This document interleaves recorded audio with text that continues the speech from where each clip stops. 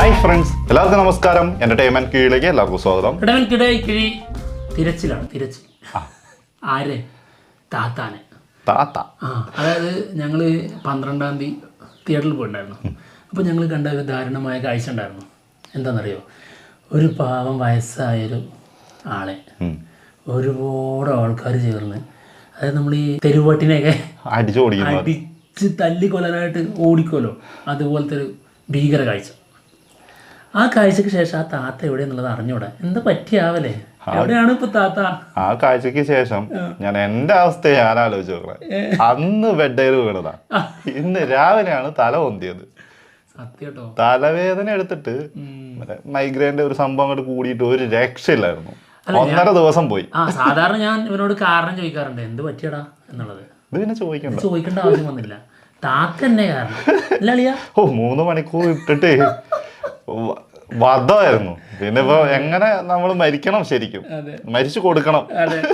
മരിച്ച് ജീവിച്ചതാണ് നമ്മള്. അതെ. എന്തായാലും താത്ത എവിടെയെന്നുള്ളത് അറിഞ്ഞൂടാ.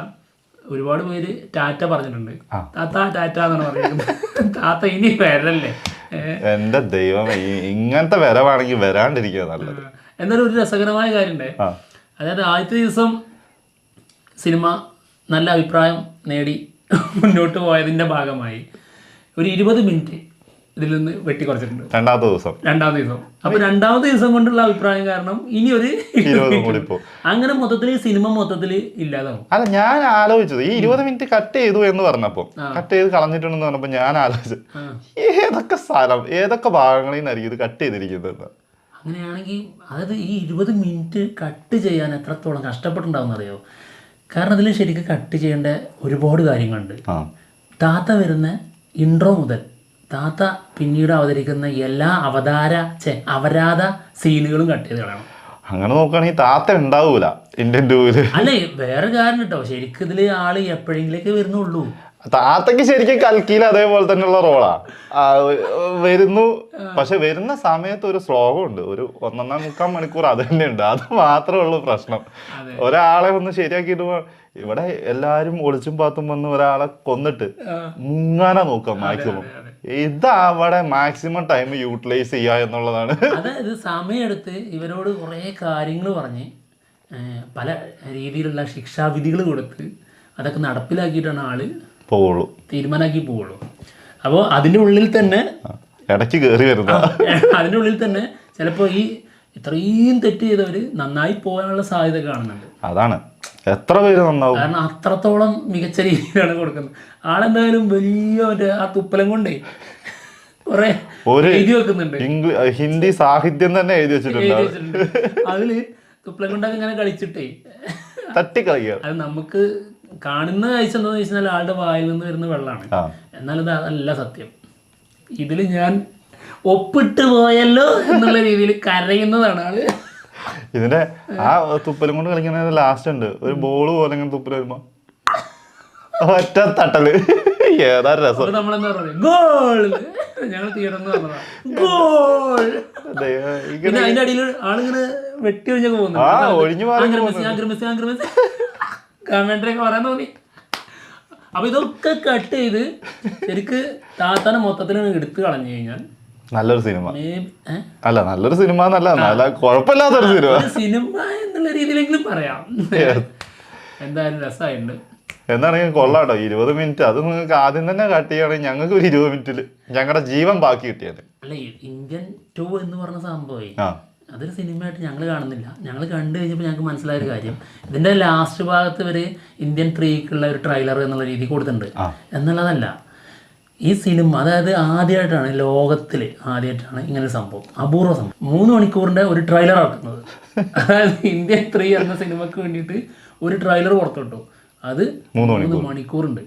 അല്ല, ശരിക്കും ഒരു ട്രെയിലറിന്റെ ലെങ്ത് വെച്ച് നോക്കുകയാണെങ്കിൽ ഓക്കെയാണ്. അതായത് 3 മിനിറ്റ് ആണല്ലോ നമ്മുടെ സാധാരണ എപ്പോഴും വരാറുള്ള ട്രെയിലർ മാക്സിമം. അപ്പൊ അതിനെ ഒന്ന് വിപുലീകരിച്ച് കഴിഞ്ഞാൽ 3 മണിക്കൂർ സിമ്പിൾ ആണ്. വേറെ ഒന്നും അതിനെ കുറിച്ച് കോൺസെപ്റ്റ് ആണത്. അതെ, പിന്നെ കാരണം നമുക്ക് ഈ യൂട്യൂബിലേക്കൊക്കെ അല്ലേ ഈ ട്രെയിലറൊക്കെ വരുന്നത്. അത് തിയേറ്ററിലേക്ക് ഒരു സിനിമയാക്കി ഒരു വലിയ വിപുലീകരിച്ച ഒരു ട്രെയിലർ എന്നുള്ള ഒരു കൺസെപ്റ്റ് ശങ്കർ വേറെ ലെവൽ. അപ്പൊ ഞാൻ അങ്ങനെ ആലോചിക്കുന്നത് വേറെ കാര്യം, അപ്പം ട്രെയിലർ ഇറക്കി വിട്ടു, അത് പരാജയപ്പെട്ടു. ഇപ്പൊ ഇനി ട്രെയിലർ പൊട്ടി, ഇനിയിപ്പം 3-ാം ഭാഗം ഉണ്ടാവോ? അതുണ്ടാവും, കാരണം ചെയ്തു വെച്ചതാണല്ലോ ഇത് സംഭവത്തില്. അതായത് നമുക്ക് ഈ സിനിമ കാണുമ്പോൾ മനസ്സിലാവും ഇതിന്റെ ക്ലൈമാക്സ് ഉണ്ടല്ലോ, അത് ഇന്റർവെൽ ബ്ലോക്കാണ് ശരിക്ക്, നമുക്ക് അറിയാം. അല്ലാതെ നായകനെ നാട്ടുകാർ മൊത്തം തല്ലിക്കൊല ഓടിക്കുന്നത് കൊടുത്താണോ സിനിമ തീരുക? അതാണ് ശരിക്കും ഇന്റർവെൽ ബ്ലോക്ക്. അതിനുശേഷം ആള് ഒരു വരവുണ്ടാവും വേറെ രീതിയിൽ. എന്നിട്ട് ഈ ഇങ്ങേർക്കെതിരെ ആയിരിക്കുന്ന എല്ലാ ജനങ്ങൾക്കും ചില കാര്യങ്ങൾ മനസ്സിലാക്കി കൊടുക്കുന്നിടത്ത്, എന്നിട്ട് അതിനുശേഷം ഒരു ഇമ്പാക്റ്റ് ഉള്ള ഒരു സീനും വരും. അതാണ് ക്ലൈമാക്സ്. അങ്ങനെയാണ് സിനിമ അവസാനിക്കുന്നത്. ജനങ്ങൾക്ക് മനസ്സിലാക്കി കൊടുക്കാൻ പോകുന്ന സാധനം ഇത്രേ ഉള്ളൂ. അതായത് ആളെന്തായിരുന്നു ചെറുപ്പത്തില്, അത് ജനങ്ങൾക്ക് പറഞ്ഞ് മനസ്സിലാക്കി കൊടുക്കാണ്. ഇപ്പൊ ഈ പുറകെ കൂടിയിരിക്കുന്ന ജനങ്ങളോട് പറഞ്ഞു കൊടുക്കല്ലേ, ജീവിക്കാൻ പറ്റൂലല്ലോ, തല്ലി കൊന്നു കളയില്ലേ. അപ്പൊ അത് അവർക്ക് മനസ്സിലാക്കി കൊടുക്കുക എന്നുള്ളത് മാത്രമേ ഉള്ളൂ. എന്തായാലും ഒരു ചെറ്റാണ് താത്ത, ഒരു സംശയ കാര്യത്തില്ല, ഒരു ചെറ്റ. കാരണം ആളെ പിടിച്ചു കഴിഞ്ഞപ്പോഴല്ലേ ആളുടെ തനി കൊണം കണ്ടത്. അതായത് ആള് ഭയങ്കര കറപ്ഷന്റെ ആണല്ലോ, തെറ്റ് ചെയ്താൽ അവർക്ക് പണിഷ്മെന്റ് ഉറപ്പാണ്. പക്ഷെ ആളെ പിടിച്ചു കഴിഞ്ഞാൽ മറ്റുള്ളവരെ കൊണ്ട് തെറ്റ് ചെയ്യിപ്പിക്കും. അതായത് ജഡ്ജിനെ കൊണ്ട് വരെ വിടിയിപ്പിച്ചു. ഇയാളുടെ ക്രെഡിബിലിറ്റി അവിടെ പോയി. അത് മാത്രല്ല, അതിലൊരു ട്രെയിൻ ഉണ്ട്. നീ അങ്ങനെ ലോജിക് ഒന്നും ചിന്തിക്കില്ല.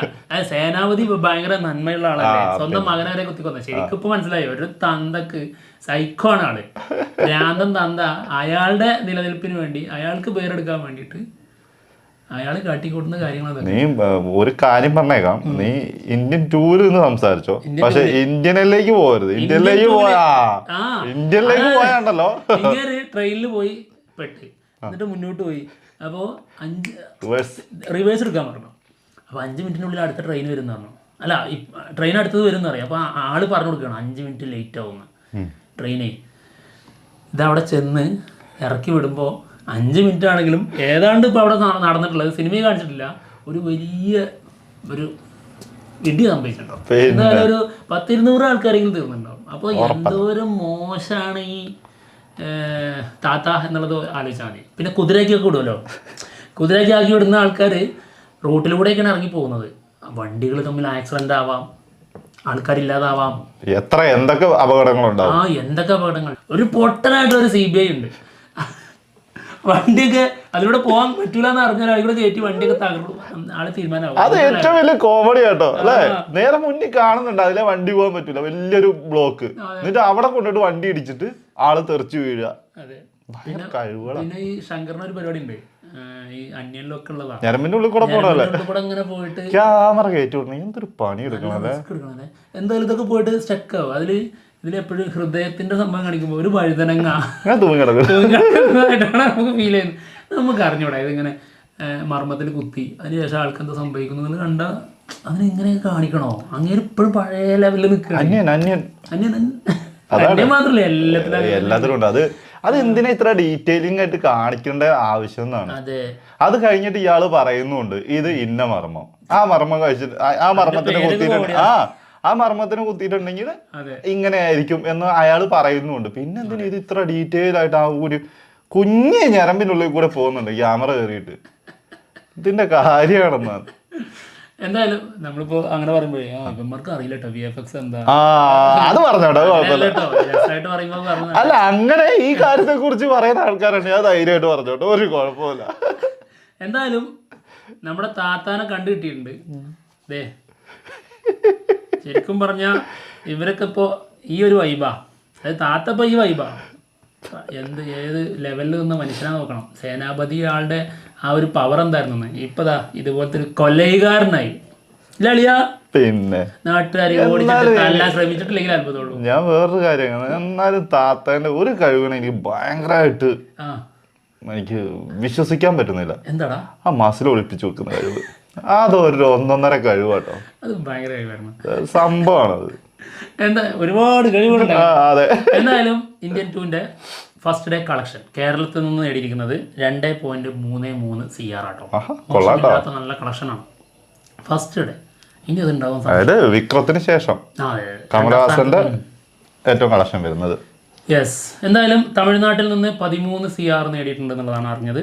ആന്ധ്രാപ്രദേശ്, തെലങ്കാന 10.5.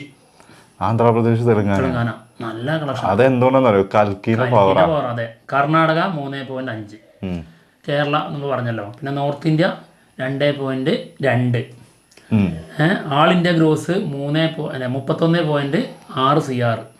ഓക്കെ. ഓവർസീസിൽ 25 അടിയുണ്ട്. ദൈവമേ, ടോട്ടൽ വേൾഡ് വൈഡ് ഗ്രോസ് 57 CRന്റെ അടുത്ത് എന്നുള്ളതാണ് അറിഞ്ഞത്. അപ്പോൾ നല്ല കളക്ഷനാണ് ഫസ്റ്റ് ഡേ. അതിനുശേഷം പിന്നെ എന്താ സംഭവിച്ചിട്ടുള്ളതെന്ന് അതെ അറിഞ്ഞുകൂടാ കേട്ടോ.